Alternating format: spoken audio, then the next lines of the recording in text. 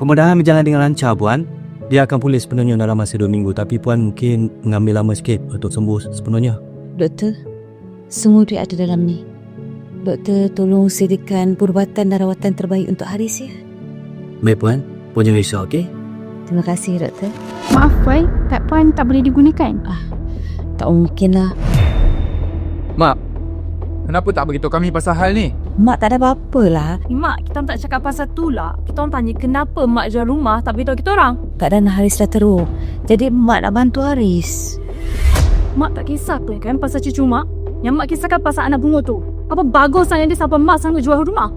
Azman ni kan anak kandung mak. So semua duit harta mak semua untuk kita orang lah. Kak ni saya nak shopping. Janganlah. Kalau betul nak ambil duit mak, ambil duit untuk rawatan mak. Tapi jangan usik duit Haris. Rawatan? Yang tu, kau tu dah nak mampus. So kalau Haris tu pun mampus, duduklah. Dia boleh ikut kubur. Azman, jangan Azman. Jangan, tolong Han. Mak merayu dengan Azman, jangan. Mak, ni bukan salah Laila. Saya dah cakap dengan mak kan. Jangan layan anak pungut tu. Jangan. Biar Haris tu.